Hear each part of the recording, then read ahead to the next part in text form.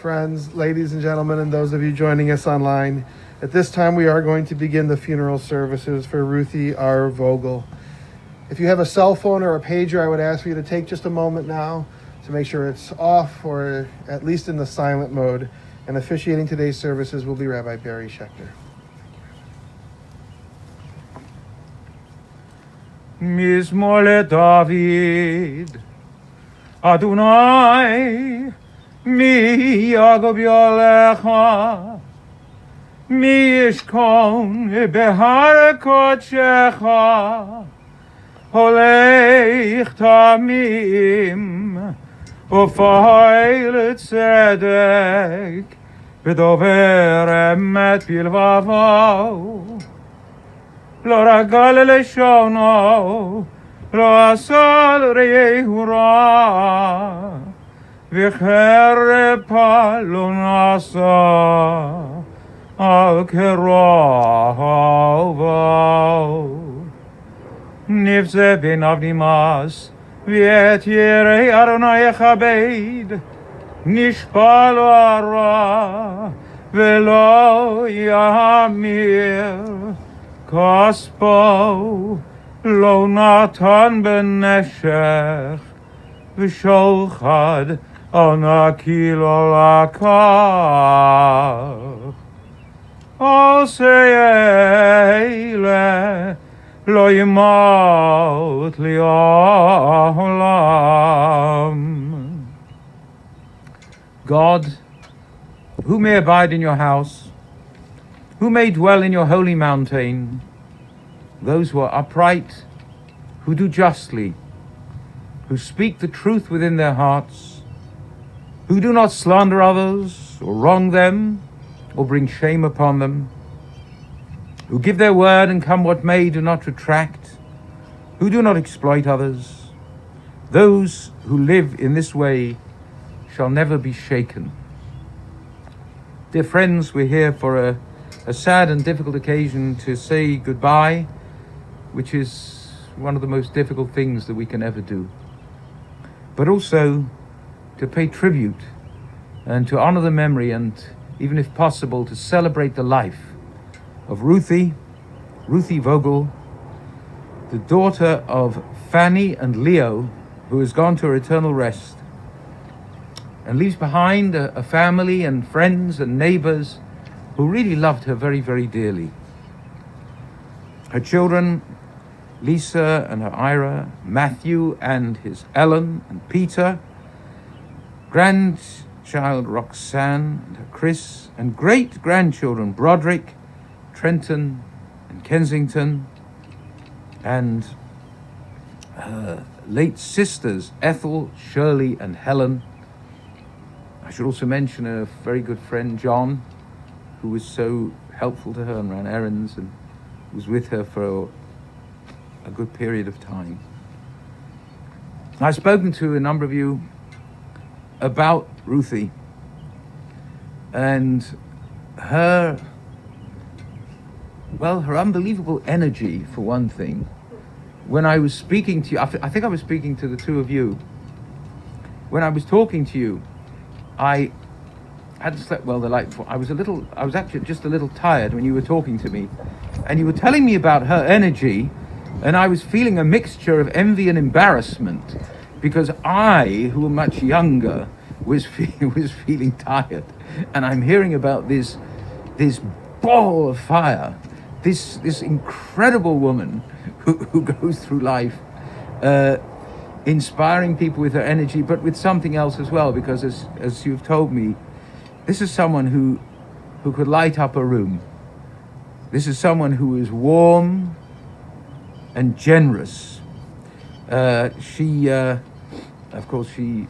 was divorced, as you know. Leonard was her ex, father of her children. But for years, she worked for Mark Heister, for this wonderful clothing designer who designed high-end women's gowns, and she sold all over the country. She sold these things, this wonderful clothing. And she was, these words you've all used, by the way, in describing her to me, and this energy, this go-getter, someone who loved her job and did it absolutely with every ounce of energy and joy, and how outgoing and gregarious she was. I know that when I asked you about travel, you told me that Leonard's father, I think, was that right, lived in Miami Beach? Yes, and you spend a week with him growing up, and you might go to Wisconsin Dells once or twice. He lived in Lincolnwood. I think she lived, how long did she live in the same house? What was it, 62 years? 60 years.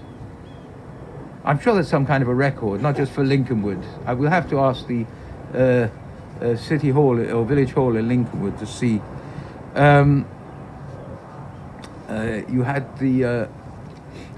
had your bar mitzvah, Matthew, at the Lincolnwood congregation, and Peter was. Do you remember where your bar mitzvah was, Peter?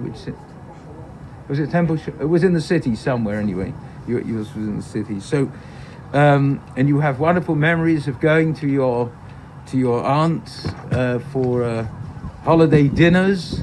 Growing up, you would go with your mother, with your family.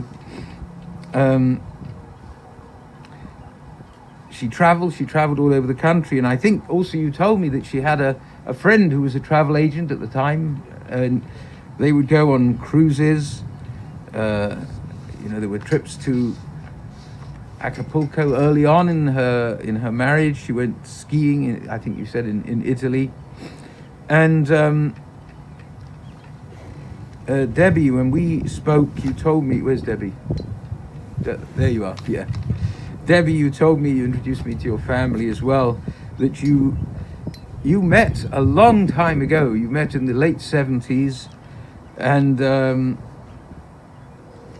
you told me that the energy and kindness that she had, the biggest heart in the world. And Debbie, would you come forward, because there's something that you are going to read to us, which is what she asked for.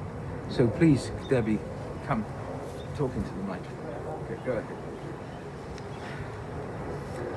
Every family member, friend, and loved one here today and watching this service know how lucky we all were to have Ruthe Vogel in our lives. She was one of those rare and one-of-a-kind people who you instantly loved and couldn't wait to see again. Many years ago, she handed me this sheet of paper and said, "Honey, promise me when I die that you'll put this as my obituary." I tucked it away in a drawer, hoping never to take it out again, but here we are. I think everyone who knew and loved Ruthe would agree that she summed herself up to perfection. A known presence wherever she went, her quick wit left a lasting impression, and her kind heart touched many. An insatiable flirt and true romantic, her last message to all was simply love.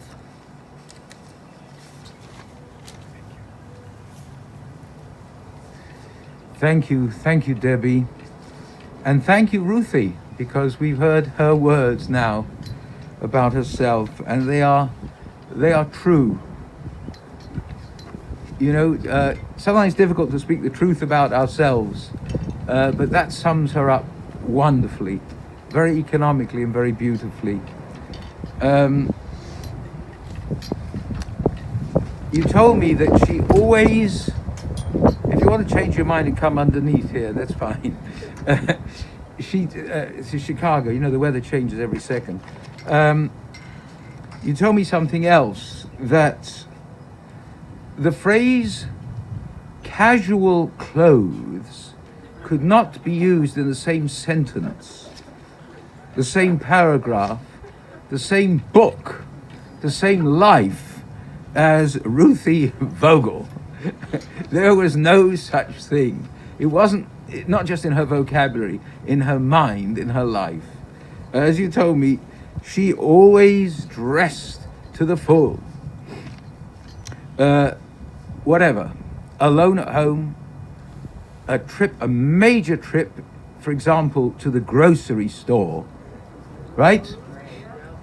High heels for the longest time. I don't mean she didn't sleep in them, but, right? Or maybe she did, I don't know. But the instant she got up. Black fishnets, stockings for those who don't know, that is. Once a week, hair, I cannot speak of this except in terms of memory, hair and nails. Now, the people who did those things for her, the hairdresser and nails, they liked her so much that when she couldn't go, they would do it at her home, right? They would come to her home. Isn't that wonderful? She was, I quote you now, stylish and dressed to perfection whenever she left the house. But not just when she left the house, in the house. In the house. She wasn't particularly athletic, although she had this massive, unbounded energy. But she did like, you told me at the end, she liked the bears and the cubs, especially the bears she would watch on TV. She would watch Wheel of Fortune and Jeopardy with you, Debbie, and with Gary. And many years ago, she went on cruises. I'm just thinking of all the things she did with her friend, her girlfriend Penny, you told me, right? And she was on a trip with you to Toronto. I think that was, how long ago was that, Debbie? Was it? About 5 years. Yes. Now, when we hear about someone like this, who really lived, you know, I mean, she was 90. So there are people who are 90, there are people who are 50 and 90, 100, it doesn't matter. She really, in a sense, lived every moment of her life. Except, you know, at the end when, of course, she wasn't well and couldn't. But even then. And in the Torah, you know, in the Tanakh, what we call the Hebrew Bible, the Old Testament, you can call it whatever you like, we're told towards the end, the 5 books of Moses, there's this marvelous passage which says,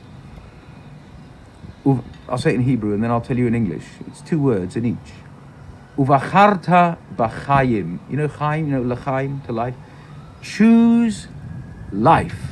Well, what does that mean, choose life? I mean, I'm alive, we're alive, you know, we're living. But you know what it means? It's talking about someone like her who lived and whose life was infused with life, you know, and to such an extent that this was infectious, I'm sure, because I'm really sorry I didn't have a chance to meet her, because everything you've told me, I would have loved to have met this woman, this lady, because I absolutely know if she comes into a room, if you see her, you not only like her, but the energy, the good, the decent, wonderful energy in this person is infectious. You feel it.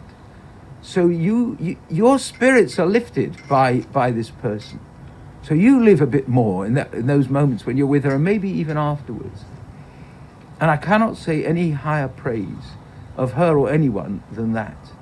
That someone who makes you feel good, and who has this, you know, Bergson talked about the élan vital, you know, the life force. That was her.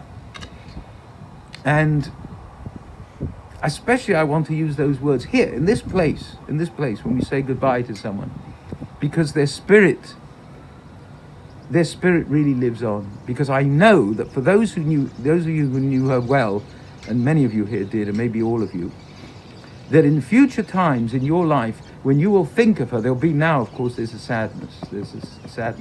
But as time goes on, and the sadness it's not so overwhelming as it is now. And that happens with time, even though you think it's impossible. As time goes on, you will think of her, and you'll get a little frisson of excitement. You'll imagine her there, smiling, laughing, telling jokes, whirling around with this wonderful energy, and that will do something for you as well. It will happen. Not every time, but it will happen. So this is the Yerusha, this is the inheritance, this is a legacy that she leaves. She affects you in a wonderful way, not just while she's alive, but after she's gone. She is, in a sense, the gift that goes on giving. And so we salute her this day. And I say of her, Tehei nishmato tzurura b'tzror hachayim, which means, may her soul be bound up in the bond of everlasting life. And to her I say, Ruthe, Lechi b'shalom, go in peace. Habalechtig Gan Eden, may your repose be in paradise. You will never be forgotten. You will always be remembered in love by those who knew you and loved you, and those whom you knew and you loved. And you will continue to inspire them because of the wonderful life that you led on this earth. We don't know what happens afterwards, after we die. In different religions, there are different notions of this. In the Jewish religion, we certainly have a tradition. Well, it's Jewish, so they all disagree with each other. I mean, there's no question about that. But the general idea is that there is something afterwards, even if we can't possibly understand it standing here now. And I am sure that whatever it is, she is not wherever it is. There's no place. That she is already stirring things up in a marvelous way, and getting people excited and in any sense that we can understand. So we are going to read now. If you would join me, do you have these? If not, I can give you some more.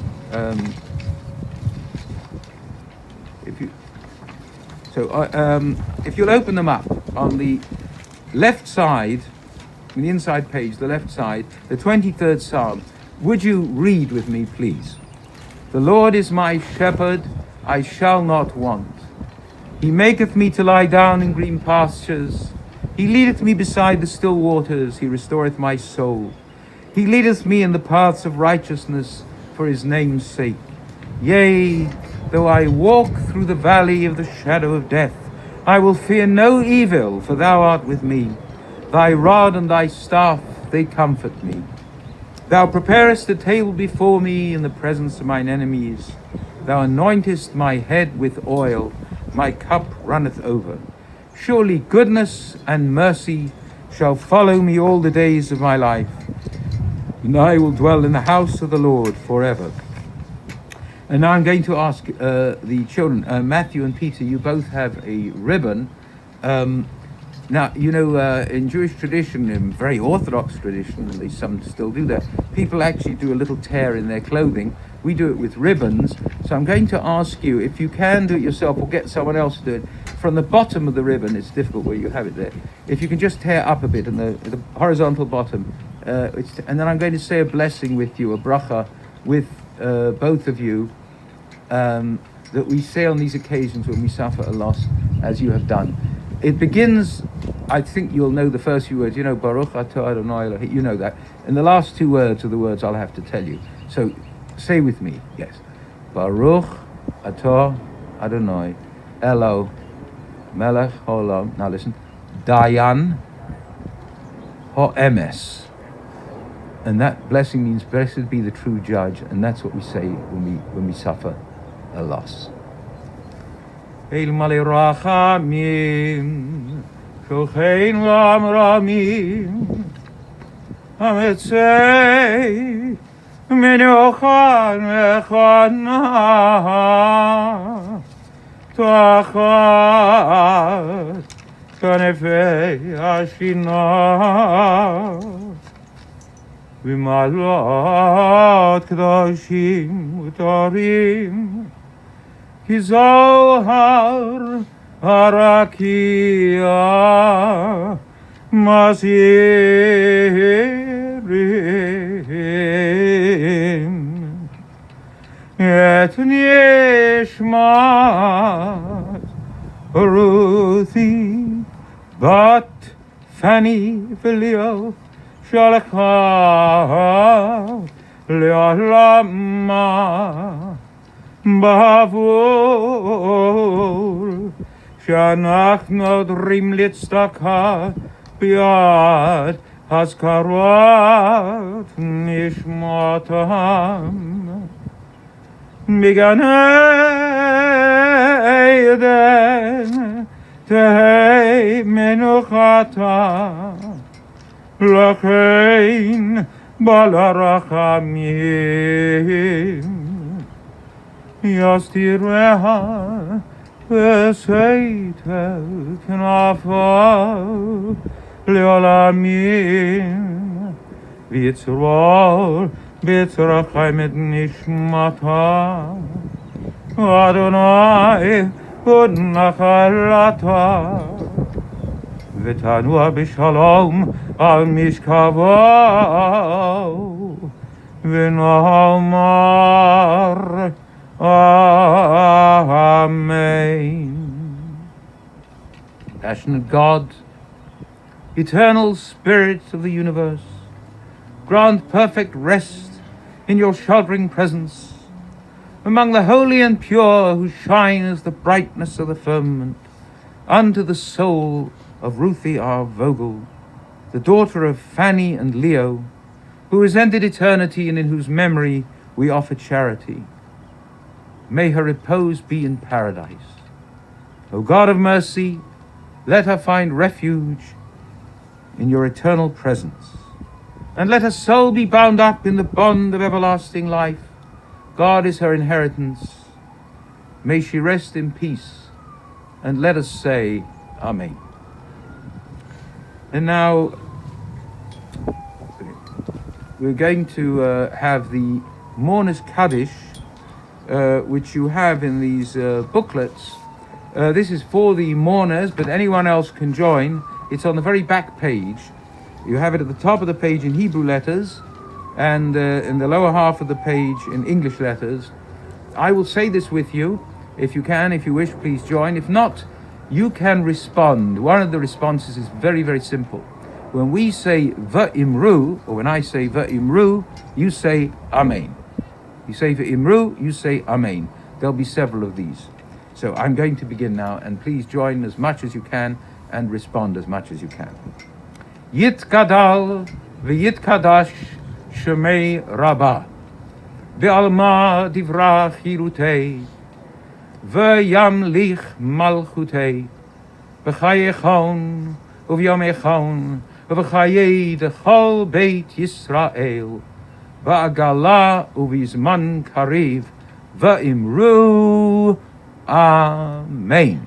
Yehi Shemei Rabbah, Mevarach le'alam, U'lalmei almayah.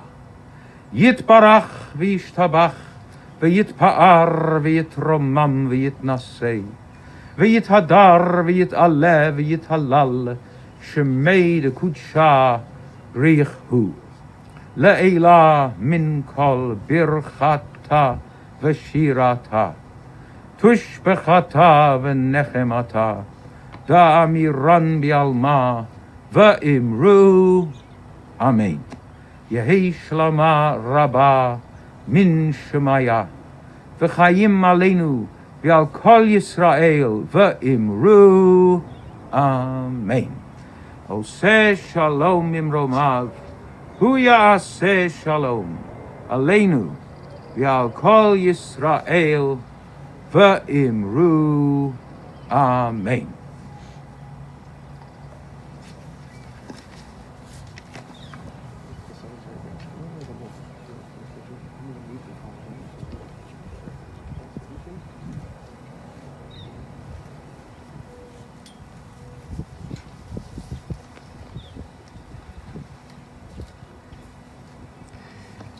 Friends, you know the earth is going to be placed on this casket. We have some special earth here.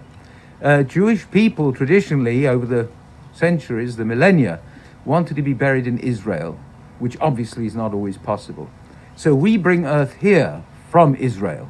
This earth in this little packet comes from the Har Hazeitim, the Mount of Olives, an ancient and sacred cemetery in Jerusalem. And I'm going to sprinkle this on the casket before it's lowered. So in a sense, Ruthe, in accordance with Jewish tradition, is going to be buried with earth, but also with Israeli earth.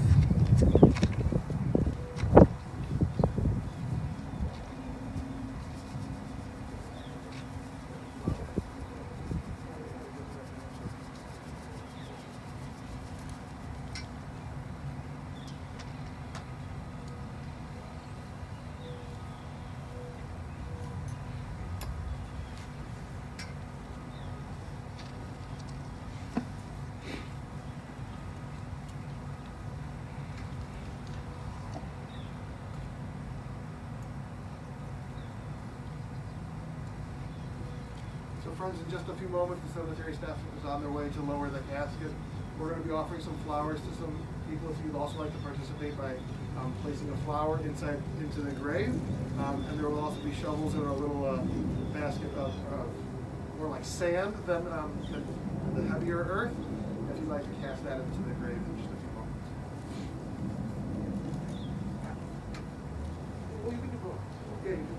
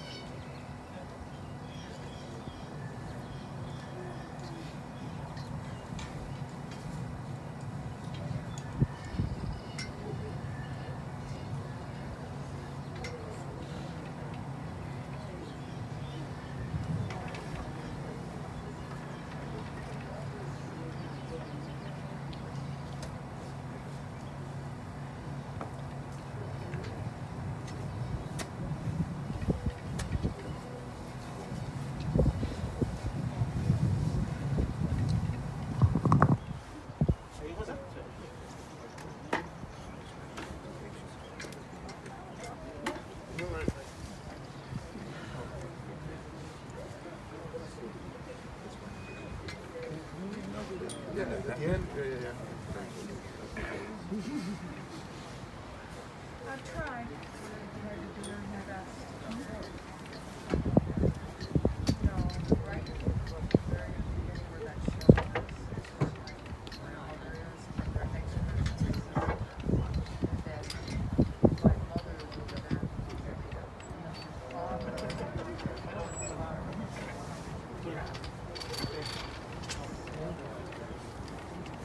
Yeah, well, that was one of my mother's.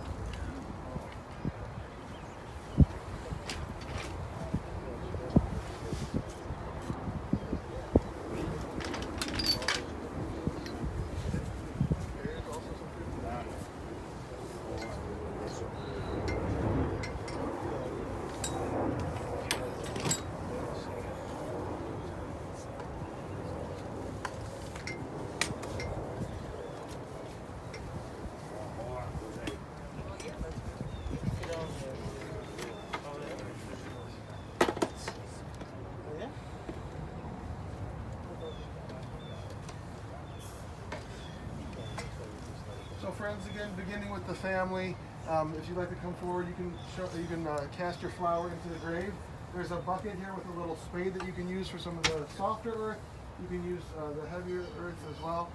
And then ultimately, eventually, the cemetery staff will remove the tent and place the vault covering in place. Yeah, it's real heavy clay.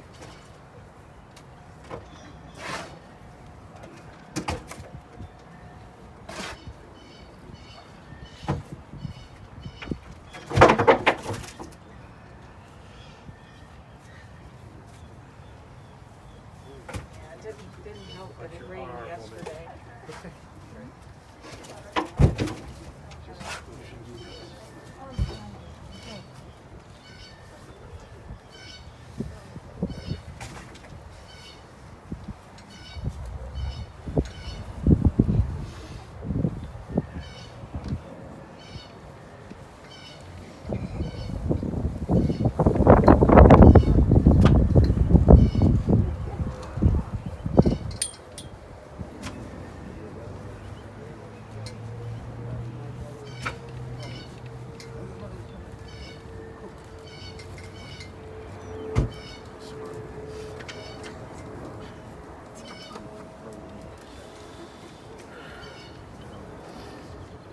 Yeah, it didn't help that it poured last night.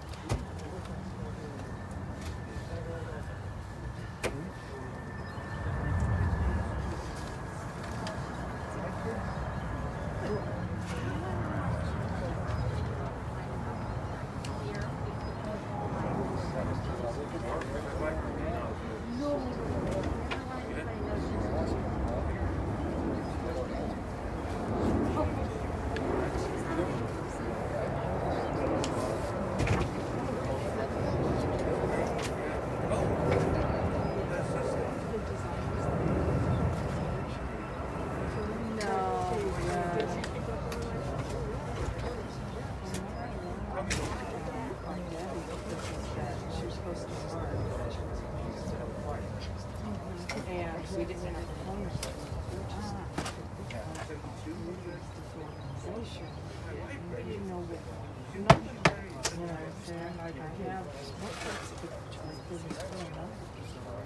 And there was just so much to do. We haven't had a chance to really talk to her. And you may hear from them.